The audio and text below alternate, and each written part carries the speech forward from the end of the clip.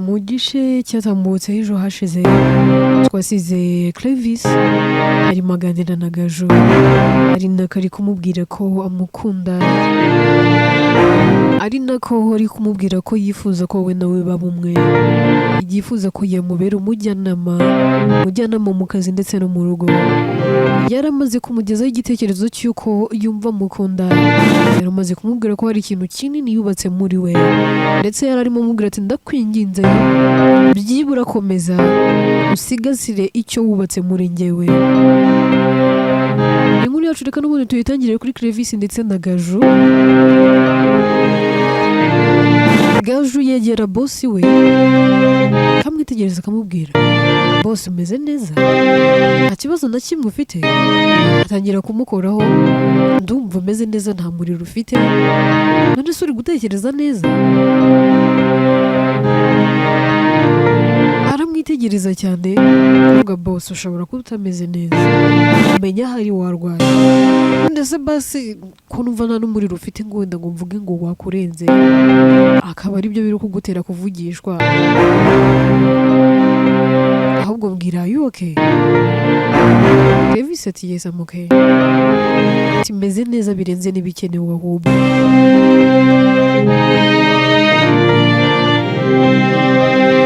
Gaju ati none se ibintu uri kumbwira uri kubikure? Clevis ati wa mukobwa we ndakomeje wa mwari we rega numva ngukunda nukuri ndagukunda I really do. Gaju ati ya boss ntago bishoboka gute se wakunda umukozi wawe mukozi uhemba njyewe zanakundwa nawe oya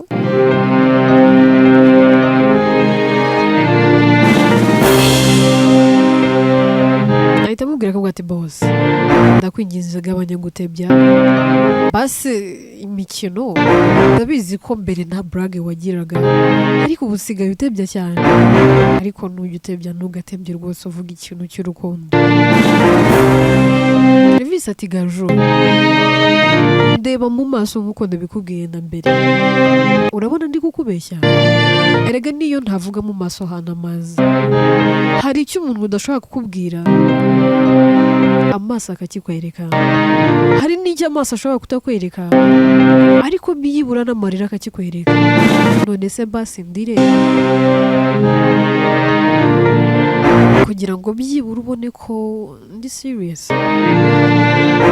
Gaju ati boss ntabwo nabyizera. Gaju waba ari kwisekera ibintu yabigize black yabigize easy. Clevis ahita ahaguruka agafata akaboko Gaju kamuhagurutsa agahagarara barebana ariko Clevis aba ari na muremure asumba Gaju nyine abararambye amureba mu maso. Clevis aramubwira ati Gaju ntabwo ndi mu mikino I'm not kidding even I'm not joking ndi mu rukundo rwawe kandi cyane umutima wanjye wose wibera iwawe uburyo wanyitayeho byanyeretse ko nari narayobye inzira byanyeretse ko nataye wowe nkajya gukunda undi ngusize kandi burya wari uri iruhande rwanjye burya urukundo rw'ubuzima bwanjye rwamoraga hafi ariko ntabwo nabashaga kubibona mbere y'uko mbana na Deborah n'ubundi wari uhari muri sekretari wanjye n'ubundi wanyitagaho ariko byose sinabashaga kubibona ubu nibwo ndi kugenda ndeba ibyiza ndeba uburyo wanyitagaho ubu nibwo ndi gusobanukirwa ko na mbere hose wanyitagaho ahubwo ntabwo nabashaga kubibona. Ese ubundi kuki ntabimenye na mbere kuki ntigeze mbibona ko ari wowe urukundo rw'ubuzima bwanjye kuki ntigeze mbyizera kuva na mbere ndifuza iyo nza kuba narabibonye kera, ndifuza ko umwanya Debora yabanjemo ari wowe wakabaye warawubanjemo. Uyu munsi tuba turi ku rundi rwego. Uri umukobwa w'umuhanga, uri umunyabwenge, uzi gukunda by'impamo kandi uzi kwita ku muntu. Ahubwo tukiri aho, mbabarira umbwire,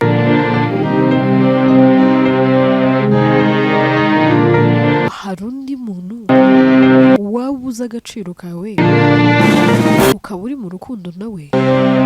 Nicyo kintu cyonyine nkeneye kumenya.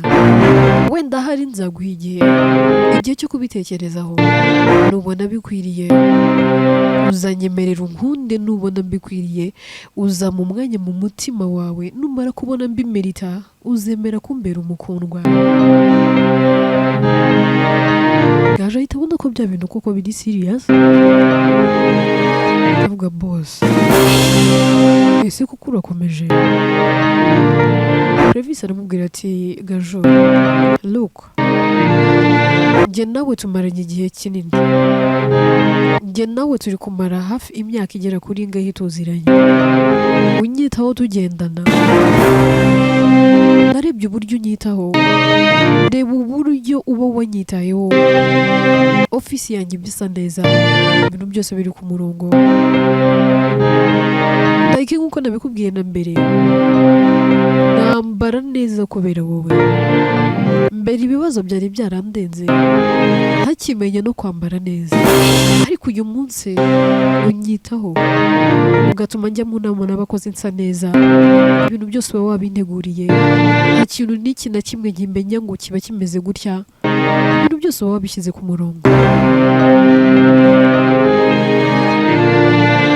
Turi kumara imyaka 2 njye nawe tuziranye kandi tugendana buri munsi. Gajo nakwizeho narakwitondeye, ntago napfuye guhoboka kugira ngo ngukunde, kubera ko urukundo rwa Debora rwabanje rwaranyigishije.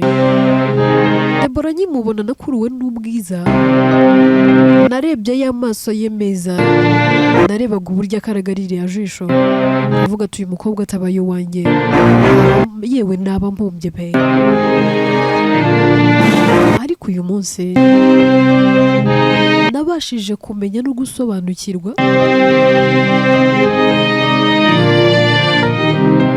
buriya hari abantu bapfa guhubuka mu rukundo, ariko burya urukundo wabanje gushishoza rukaza gake gake.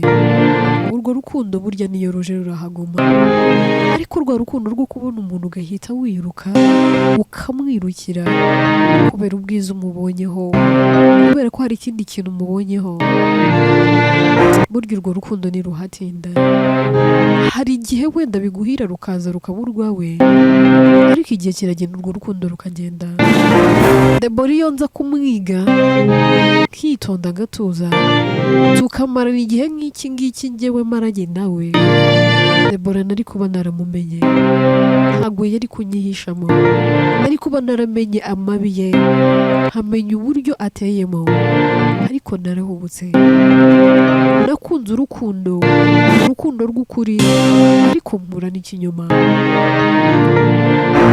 Maze igihe nkureba, maze igihe nkwigaho, narakwitondeye.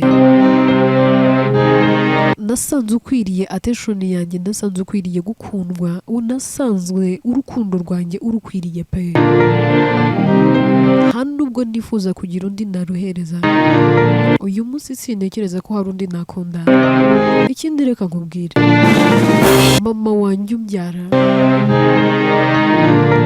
ari uzakubera nyoko bukwe nuramuko byemeye, ntabwo wakumva ukunda gukunda. Mama wanjye akubonamo nka marayika murinzi wanjye, akubonamo nk'igitangaza cyaje kingana, akubonamo nk'ihirwe rikomeye. Ababona uri amahirwe n'umugisha kuri njye, kubera ko watumye menya watumye nongera kuba umuntu, watumye nongera kugira ubumuntu, watumye nongera guseka, kabone niyo nataha bukeye mama nkamubwira ngo twari kumwe, niyo naba nagiye muri plani zanjye ariko nkamubwira ngo nari ndi kumwe na Gaju, mama ntiyagira ikibazo kuko aba abizi ko ndi mu maboko meza, aba abizi ko uri bunyiteho. Ibaze ko niyo byabaga byanshobeye inshuro zose nazaga kukureba iwawe, mama yaransangaga akambwira ati mwana wanjye, ndabizi ko nta handi hantu uri buruhukire, ndabizi ko nta handi hantu hashobora gutuma utuza, jya kureba sekreteri wawe, genda urebe Gaju, arabishoboye kandi azakwitaho. Rimwe na rimwe inshuro zose nazaga iwawe nkaryama, yewe nkanaharara, wowe ubwawe ukanyimukira ugatuma ndyama ngasinzira. Nageraga iwawe nkaryama ngasinzira, nageraga iwawe ukandekera nkarya. Mu gihe nageraga mu rugo ibintu byose nkabona ndabyanze, nkabona isi yose ndayanze, nkabona isi yose yarantaye, ariko iyo twabaga turi kumwe byibura numvaga ndi kumwe n'umuntu w'ingenzi mu buzima bwanjye. Inshuro zose nazaga iwawe nkaryama bugacya ndaho, byose mama yabaga abizi, yabaga abizi ko turi kumwe kandi aribwo ngomba kumera neza. Rero ntabwo nshaka kuguhomba, sinshaka kujya kure yanjye, ndashaka kwigumira iruhande rwawe. Muri wowe niho mbonera umutuzo, muri wowe niho nduhukira. Mu gihe isi n'abantu bari barantereranye, baranyanze, wowe waranyemeye, wowe wanyitayeho, wampaye ibyo abandi bose batigeze bampa, wangaruriye icyizere, wangaruriye umunezero nari naratakaje. Ibyiza byanjye byose byatumaga mba uwo ndiwe, byose nabonaga byarayoyotse, ariko wabaye impamvu yo kugaruka kwa byose. Mbabarira rero ubisigasire, mbabarira ubikipinge, ndakwinginze. Ntabwo ndi kuguhatiriza ngo nkunde, utazicara uvuga ati bosi wanjye yampatirije kumukunda. Bati fata igihe ubitekerezeho, ufate igihe nawe ubanza ubyumve. Wenda hari reka nguhereza amahirwe nawe ubanze utangire unkunde, wenda hari nawe ubanze wiyumvishe ko bishoboka.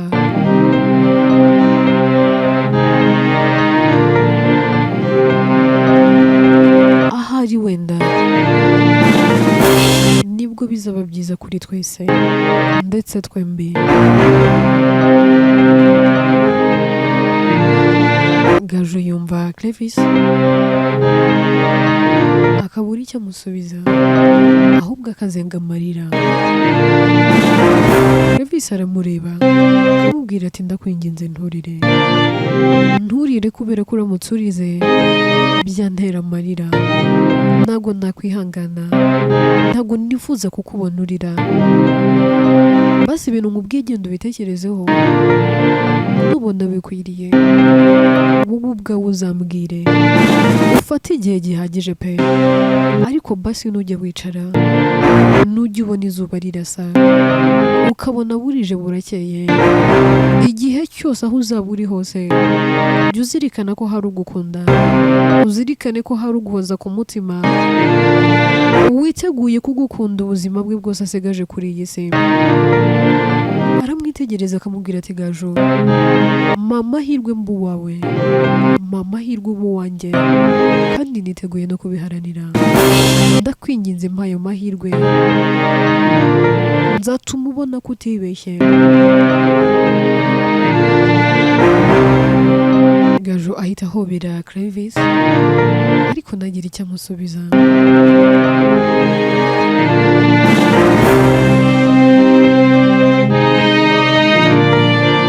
Tugaruke rero kuri Calvin. Calvin aba yicaye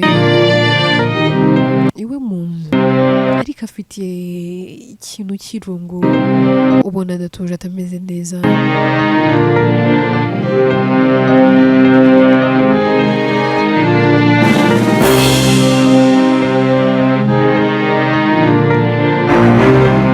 Atangira gutekereza muri we, agatangira kwigaya mu mutima,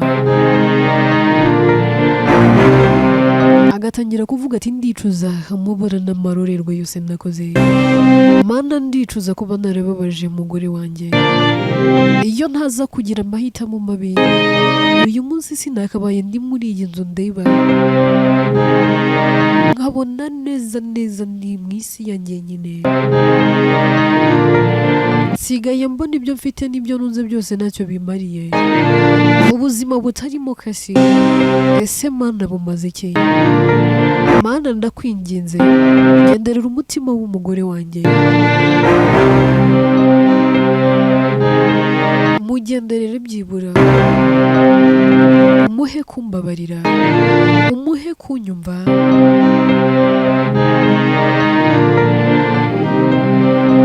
kubera ko niba ari ukwiga narize, yego mana nakoze amakosa ariko basi nayigiyemo, ese ubundi kubera iki nahubutse? Ubundi mana uriya mukobwa naje kumukunda gute? Byaje bite mana yanjye? Mana ni iyihe sitani yanteye koko?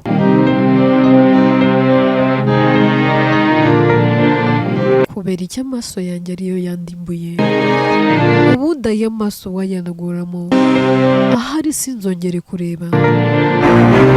Ati kuko iyo ntaza kureba uriya mugore ngo nkurure, ntabwo ibyabaye byose byagombaga kuba.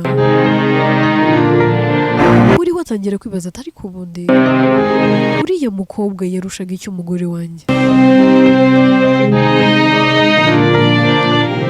Atangira gukomperinga akareba ubwiza, avuga ati ariko n'ubwiza nta kintu n'iki na kimwe arusha uwanjye. Yego Debora ni mwiza, aseka neza, afite mu maso heza, afite inzobe icanye rwose, iraburiya, aho yaba ari hose ariranga.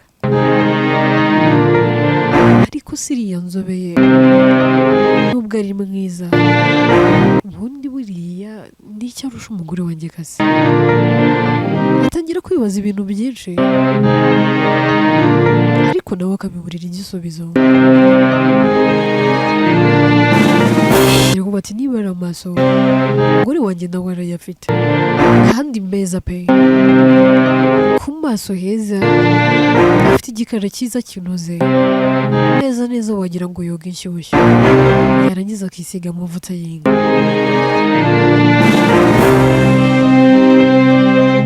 Mbese ni umugore wuzuye. Ese mana nakuruwe n'inzobe? Inzobe yaka niyo yankuruye, niyo yatumye rwose nsiga umugore wanjye? Mana ni ibiki byabaye? Ese ko mbona nawe yuzuye, ubundi ubu najyaga he kuko mana? Mana kuki utamfashe?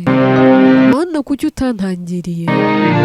Ubundi rero mana ndakwinginze nkura muri ibi bibazo, mba mbona ntazi uburyo nzabivamo.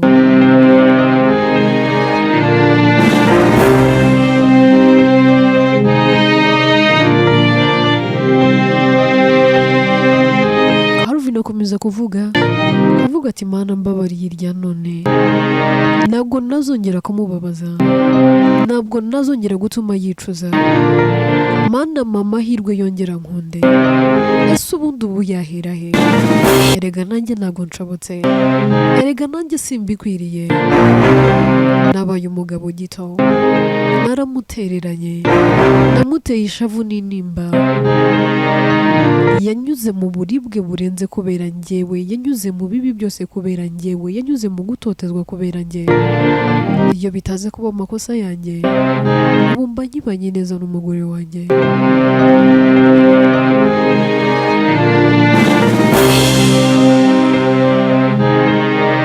Ati genda Calvin, uranze ubaye bihemu, uranze ubaye umuntu wahemutse. Nari nzi ko nzaba indahemuka, nari nzi ko ndi inyangamugayo, ariko burya ubu nibwo mbonye ko nibeshye. Inshuti n'abavandimwe baranganirije, anyereka ububi bw'ibyo ndimo ariko sinigeze mbumva. Nataye urukundo rw'ubuzima bwanjye, nabonye ikitambana n'urwo nari nambaye, nirukanye ibishashagirana ariko burya ibishashagirana byose si zahabu, ibyera byose burya si amata. Mana kujya utambaye gushishoza na mbere hose, akira harimo yicuza, ari no kubona intimba n'agahinda ari byose, yewe amarira ari yose ari gutemba, ari gushaka inzira zose yanyuramo ngo arebe ko umugore we yamubabarira.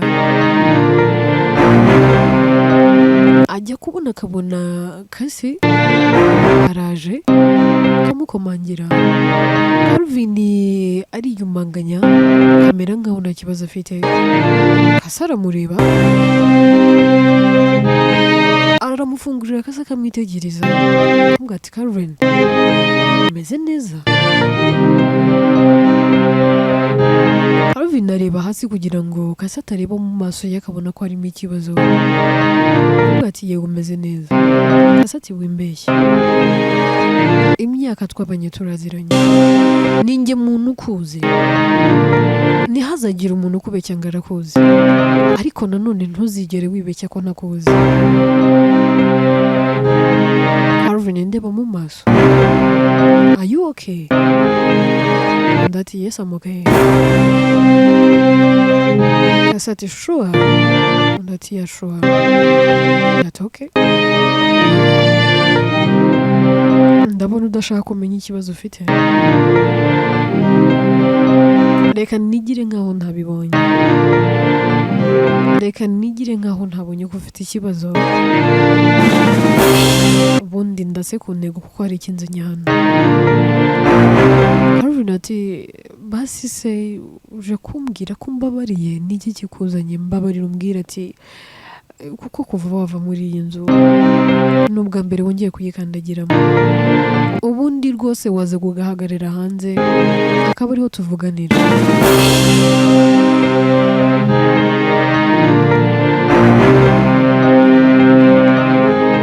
Basatse ibyo ngibyo ntago ntacyo bitwaye kuba nje, ariko nanone birashoboka ko ari ubwa mbere na nyuma ninjiyemo hano, nangwa se n'ikindi gihe nshobora kuzahinjira, ariko burya mpinjira biri ngombwa.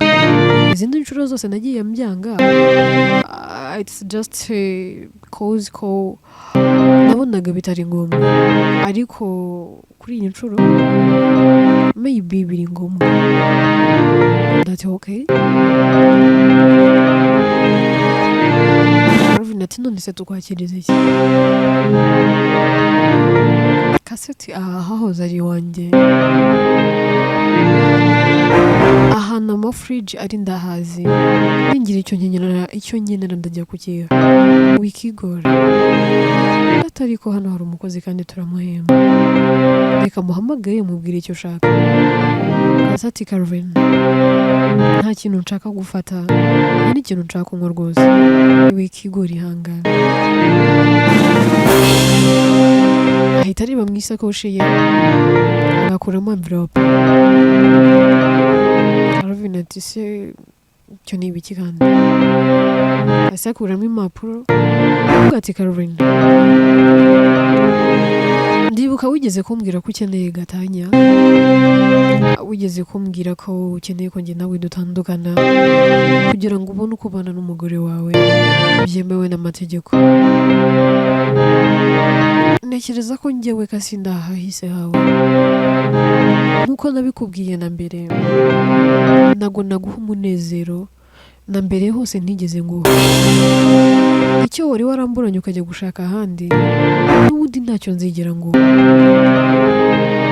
nkuko n'ubundi nabikubwiye, namaze kwakira uburibwe n'agahinda mporamo, ibibi byose nyuramo buri munsi. Namaze kwakira ko hari ibintu Imana yandemeye kuzajya mpora nyuramo, nshingiye ku kuba nariyakiriye rero niyo mpamvu narinzanye hano izi mpapuro kugira ngo byibura uzisinyeho. Njyewe namaze gusinya, usigaye gusinya ni wowe, ubundi dutanga ikirego njye nawe duhabwe gatanya dutandukane burundu, ubeho ubuzima bwawe nanjye mbeho ubuzima bwanjye nta kibazo rwose. Wowe dushobora kuza guhita ugira ikibazo ngo cy'imitungo, utekereza kuri iyi nzu yacu, ibyo ntuze kubigiraho ikibazo. Iyi nzu nzayisohokamo ntwaye icyo ninjije hano gusa, nzayisohokamo ntwaye imyenda yanjye n'imodoka yanjye, ubundi ahasigaye ibisigaye uzabigumana. Njye naje mu buzima bwawe nshaka urukundo, ntabwo nabujemo nje gushaka imitungo ndetse n'amafaranga. Mfite akazi keza, aho ningira ihirwe nanjye nzubaka, uretse ko nanone ntakirwa nca ku ruhande. Imyaka twari tumaze njye nawe tutabana dusa n'abantu batandukanye, nagize igitekerezo, nagize gutya kubera akazi mfite, njya muri banki nakamo credit, nafashe loan ya miliyoni 60. Hari n'andi make nari mfite, naguze ikibanza, narubatse rwose, nubatse inzu igeretse 2. Ntekereza ko ubu ngubu iri gukorerwa amasuku, ni igihe gito cyane rwose nkava hano nkagusezera. Niyo mpamvu nagira ngo mbwira ntuze kugira ikibazo ku bintu njye nawe twari dutunze. Ntabwo nari ngukeneye ibintu n'amafaranga, nari ngukeneyeho urukundo, ariko icyo naje ngukeneyeho ntabwo nagushinja kutigeze ukimpa.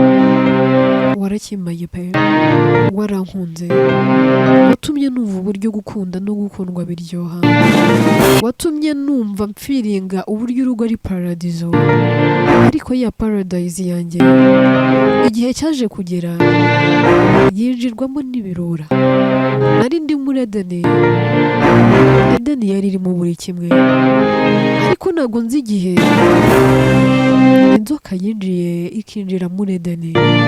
Sinzi n'igihe yinjiriye Edeni yacu irangije biradutandukanyije. Ya Edeni nangwa se ya paradise twabagamo yaje guhinduka, irahinduka, amarira n'agahinda biratemba, ishavu n'intimba bitanga umutima wanjye. Ati Calvin, look, ndeba mu maso, ndeba ngenda mu muhanda, wabona mfite isura yishimye, yewe no mu mafoto mba mfite isura yishimye n'amafoto yishimye, mwenyura pe, ariko mwe imbere nshira numva mfite agahinda ntazi ngo ninde uzakamara. Ahari wenda ushobora kwibwira ko aribwo nezerewe, ariko sometimes iyo nicaye nkibuka hahise hanjye nawe, amarira aratemba, mba numva nasubiza ibihe inyuma, mba numva byibura ibyabaye bitakagombye kuba byarabaye, ariko nyine byarabaye, ndetse na nicyo dufite twabikoraho, tugomba kubyakira. So rero ndi hano kubera ko ntashobora kuba nakwitaho, ntashobora kuba nakubyarira nk'ibisanzwe, ntashobora kuba ndi mwiza, yewe nta Bria, yewe uterwa ipfunwe no kuba wagendana n'umugore usa nanjye. Ndagira ngo iki kintu kiveho. Calvin ati oya, witekereza nabi, kasi uri umugore mwiza, nawe urabizi ko na mbere hose njye nawe twahoranaga, nari ntewe ishema nawe, aho nabaga ndi hose nahoraga nta kubwiza bw'umugore wanjye. Kasati ariko hari kera. Izi ni impapuro ngusigiye. Niba bigukundira uze kuzisinyaho, ahari wenda ejo nzakunyuraho mvuye mu kazi ndebe ko wazisinyaho. Hanyuma rwose unyihanganire nyuma y'ukwezi kumwe inzu yanjye rwose iraba yatunganye kuko bari kuyikorera ibya nyuma. Ntekereza ko n'ibindi byose mu gihe gito biri buze kuba byagezemo. Mbona rwose ni igihe gito nkimuka nkava hano nkagenda ntugire ikibazo. Calvin ahita apfukama imbere y'akazi amubwira ati kasi mugore mwiza. Kasati nakubwiye ko utazongera kunyita umugore. Nakubwiye ko nitwa Kasi kandi nawe urabizi. Rero ntukabyirengagize. Ndatoke nta kibazo Kasi. Ndakwinginze ibi bireke. Kasati ariko nibyo wifuje na mbere. Ese ntiwifuzaga ko nguha agatanya? Impapuro ngizi ndazizanye ahubwo uze gushaka avoka kuko njyewe rwose roye wo kumfasha arahari. Calvin ati Kasi reka ibi bintu tubiganireho. Kasati Calvin ntacyo kuganiraho gihari. Wanyatse gatanya. Ikosa rya mbere nakoze nuko nayikwimye, ariko uyu munsi noneho nditeguye. Ubu noneho twatandukana, wagenda ukabaho ubuzima bwawe nanjye nkabaho ubuzima bwanjye. Kasahita ahaguruka ati kandi ukomeze kugira umugoroba mwiza ndetse ugubwe neza. Kasi mu gusohoka Calvin aramukurikira ndetse akanamwitambika. Ati Calvin ibi uri gukora ntabwo ari byo byatuma mpindura intekerezo, ahubwo mvira mu nzira ngende. Calvin ati Kasi mbabarira unyumve. Basi nyumve rya none, mpa amahirwe ya nyuma. Amahirwe ya nyuma basi unyumve, tega amatwi. Kasati Calvin amahirwe naguhaye narayaguhaye pe no kuba nari nkiraha yari amahirwe naguhaye. Ubwo wanyibwiriye yuko urambiwe kubana n'umuntu udashobora kuba yabyara. Ese wibagiwe ko abimbwiye? Wibagiwe ko hari icyo ntashobora kuguha? Icyo rero nashoboye kuguha nicyo cyatumye unturagenda. Wabonaga mfite icyasha, ntabwo ndi umugore ukubereye. So rero zira mpapuro uzisinyeho kandi excuse me. Ahita yigendera. Calvin asigara mu marira, yicara hasi akarira nk'uruhinja. Ararira amarira agatemba, akavuga ati Mana kuko urabyemeye, ese izi mpapuro kuko ndazisenyeho, izi mbaraga ntazo mfite. Areba impapuro azifata no mu biganza agatangira gutitira. Aratitira ibiganza ndetse rwose bikamurenga, biramurenga pe. Muri uko kumurenga ahita agira agashoke.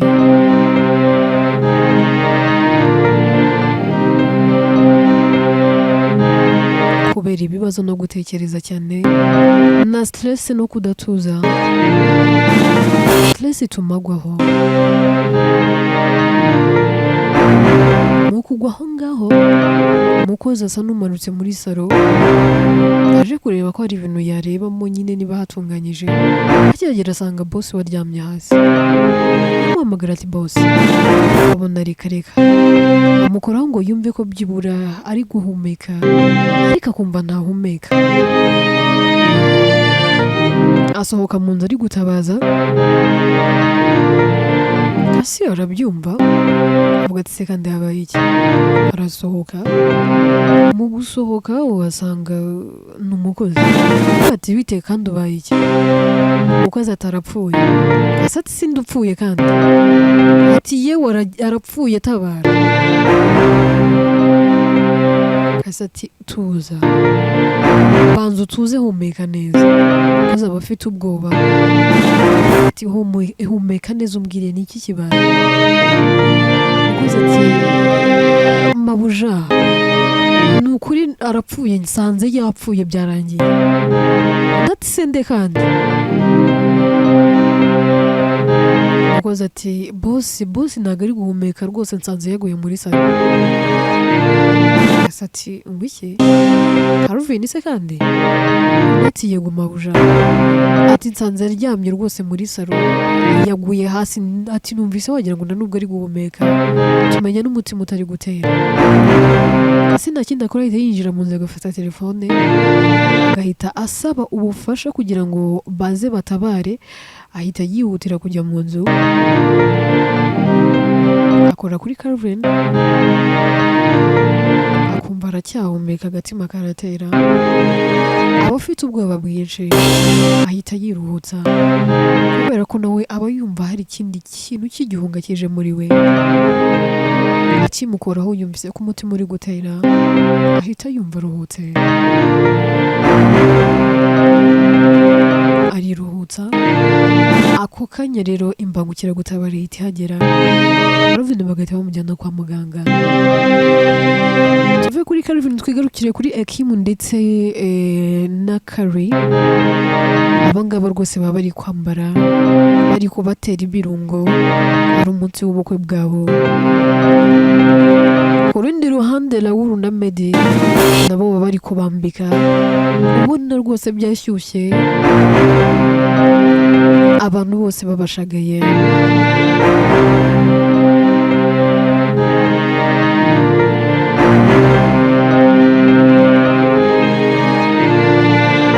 hanyuma rwose ubukwe buratangira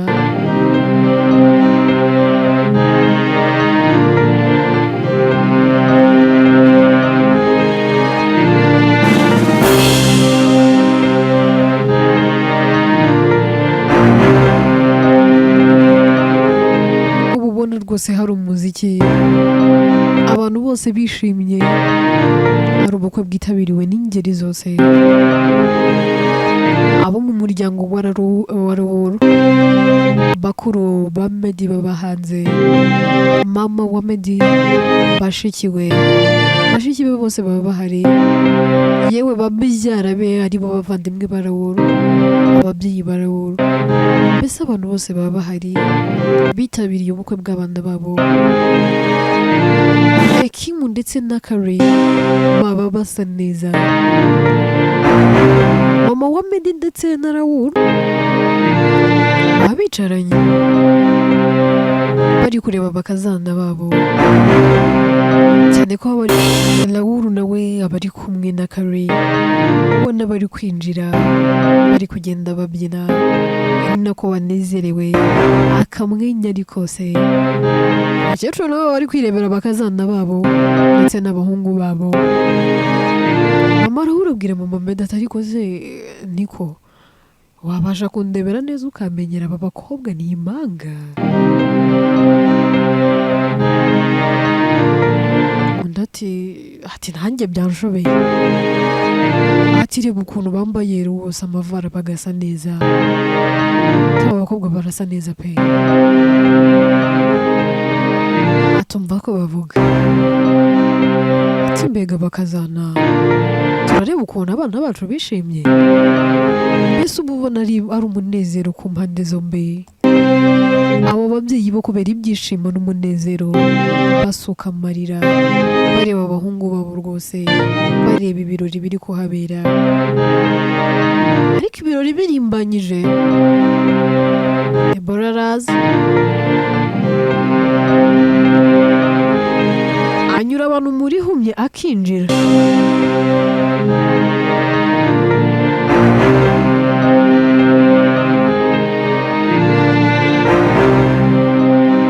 arinjira akareba uburyo Ekimu na Meddy bishimye akareba uburyo Kari na Raoul nabo banezerewe avuga ati ariko how comes ubundi ibi birori bibaye biti muri we agatangira gutekereza uburyo abantu bari aho ngaho bose agiye kubavuyanga avuga ati ariko ubundi uwakora amahano wenda hari ngafungwa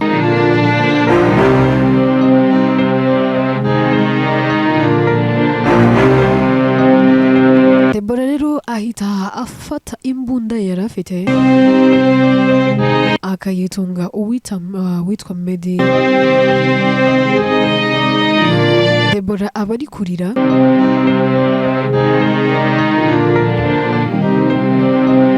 ahita arasa hejuru, abari aho ngaho bose bagatinya bakagira ubwoba, ibintu byose bigahagarara, yarangiza agahita atunga nanone imbunda Meddy.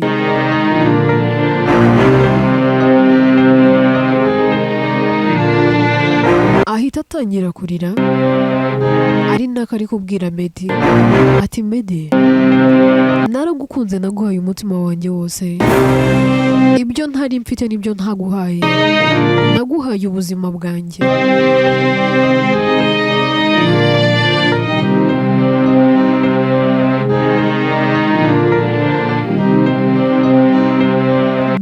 byose nari mfite narabiguhaye, biguhana umutima mwiza, nagukunze n'umutima wanjye wose ntizigamye,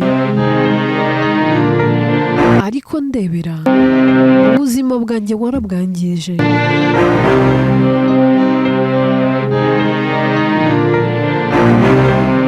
Wahisemo kundeka unsimbuza ako gakobwa k'agaturage rwose katandusha n'ubwiza yewe kadafite n'ikintu na kimwe kandusha mu buzima.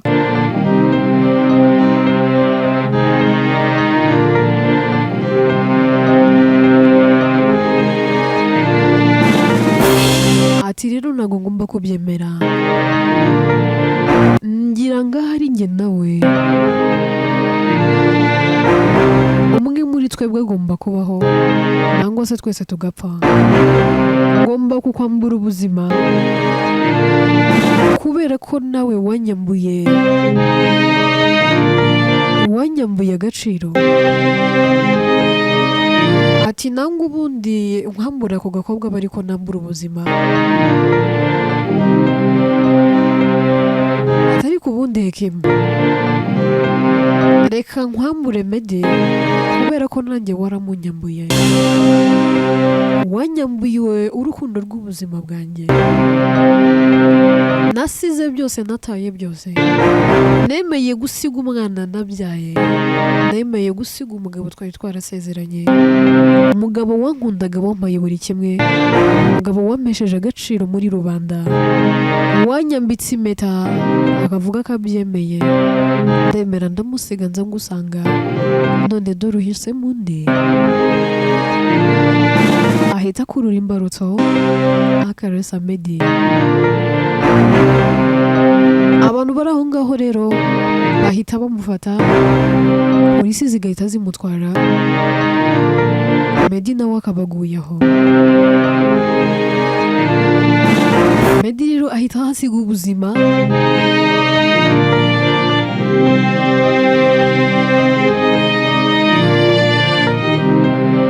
mbese rero Deborah arahita yikanga, ahita avuga ati oya ntabwo ibi bintu nabikora. Ni ibintu aba yarari gutekereza, abitekereza akimara kwinjira mu bukwe, yarari gutekereza ukuntu ashobora kuba yarasa Meddy, agatekereza ko rwose ashobora guhita hasiga ubuzima, akanabona ko polisi zahita zimutwara. Deborah rero ahita asohoka akagenda, kuko mu mutwe yabyicanze byivanze, akabona nyine abantu barango ni benshi, ntabwo ashobora kuba yatunga umuntu imbunda, akabona aramutse anabikoze ubuzima bwe bwaba buri mu kaga. Deborah rero ahita asohoka akagenda, mu gusohoka mu gahinda kenshi ahamagara muramu we Brian, amuhamagara afite agahinda, akamubwira ati muramu, ndakwinginze nkeneye kumba hafi, ngiye kuguha location y'ahantu nde, byibura uhansange.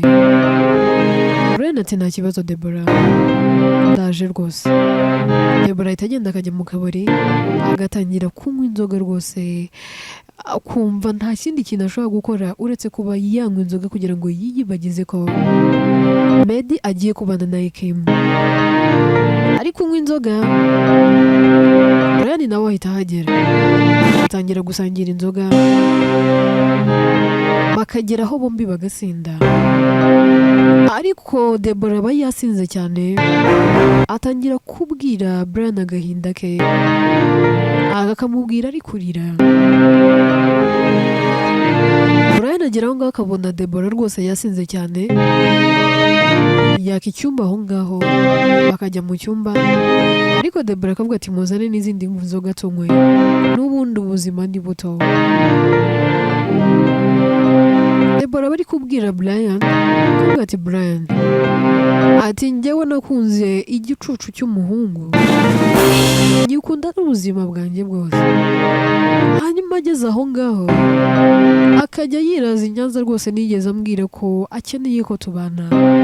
Ngeze aho maze kubirambirwa, niboneye undi aransaba turabana, ariko kubera ko nakundaga uwo, najyaga nca inyuma umugabo wanjye nkaryamana nawe. Byose aba ari kubibwira Brian, ari kurira yasenze. Brian impuhwe ziramwica cyane ko nawe aba yasenze.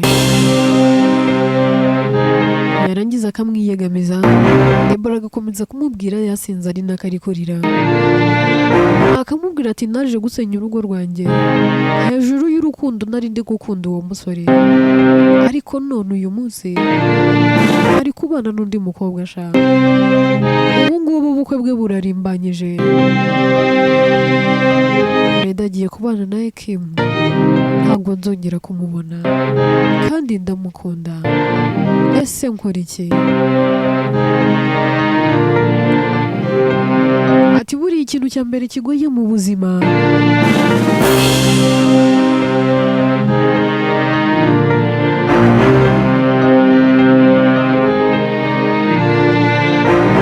ati ikintu kigoye cya mbere ni ukubona ibyo dushaka, ati kandi ko kuwukunda ntabwo umubona, ati kandi ikindi kintu cya kabiri kigoye nanone mu buzima ni ukubona ibyo ushaka ubibona uko ubishaka. Ibyo bintu byombi mu buzima biragoye. Mbuze urukundo rw'ubuzima bwanjye. Ese Brian narakosheje kuba narasize Meddy nkajya gushakana na Clevis, narakosheje. Byose nabitewe nuko byibura nta niri na rimwe yari yarigeze yongera kunyumva, ntabwo yigeze ampereza amahirwe yo kumenya icyo ntekerezaho. Nabonye atinze nisangira undi, ariko nakomeje kumukunda. None aransize, agiye kubana n'undi mukobwa kandi abizi ko mukunda. Ubu se ndakora iki Brian? Brian nkora iki? Brian atangira kumuhumuriza, amubwira ati tuza, uri umukobwa mwiza, uzabona undi gukunda, uzabura ugukunda, uzabura ukwibagiza rwose Meddy, humura kandi tuza.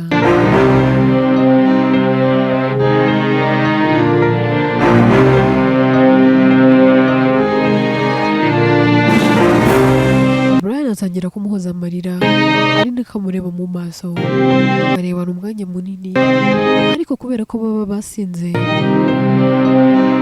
Deborah yegera Brian nawe akamwegera. Brian ahita atangira gusoma Deborah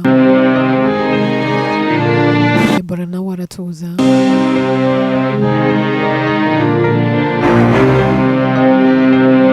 Kubera ko bose baba basinze, birangira banaryamanye. Brian na Deborah bararyamana ndetse bakarara aho ngaho.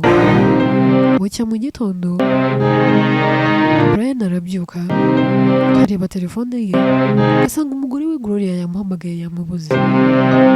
Mu kureba iruhande rwe abona ariyamye iruhande rwa muramu we Deborah wagisinziriye. Ahita amukoma akamubwira ati Deborah, njye nawe twararanye. Deborah ahita akanguka avuga ati kukangutse kare ubundi bite? Brian ati mbwira, njye nawe twararanye ku buriri bumwe? None se twaraye hano? Twaraye muri lodge? Deborah ati icyo utabona ni iki se? None se mbwira, njye nawe n'ubundi twaryamanye byose byakozwe? Deborah ati Brian, wikijijisha, njye nawe twasangiye twanyweye twasinze niba twanaryamanye twamaze nyine ubwo nyine twaryamanye none urajya ngo mbikoreho iki wikijijisha umbaza byose nese ubwo uryamye iruhande nabwo njye ndyamye iruhande rwawe kubera ko nta cyabaye ahubwo winsakuriza nifitiye ibitotsi reka nduhuke Brian ati Deborah babarira ibi bintu umugore wanjye ntazabimenya ndakwinginze Gloria ntazamenye ko naryamanye nawe ubundi ajya mu mabara n'amahano nkoze n'ayaye Deborah ni ibiki dukoze koko Deborah aramwihorera akongera akiryamira muri yacu reka tuyisubikira ahangaha ese ni ryo herezo ryo kuryamana kwaba bombi cyangwa bizakomeza ese Brian koko azicuza iki kintu Gloria naramuka amenye se ko umugabo we yaryamanye na mukuru we bizagenda gute ese gatanya kasi ari kwa Calvin iyo gatanya izabaho muzacekwe mu bice bizakurikira inkuru yitwa na Mbabazi naguha inkuru ni njye uyandika njyewe ateteri nanjye uyibagezaho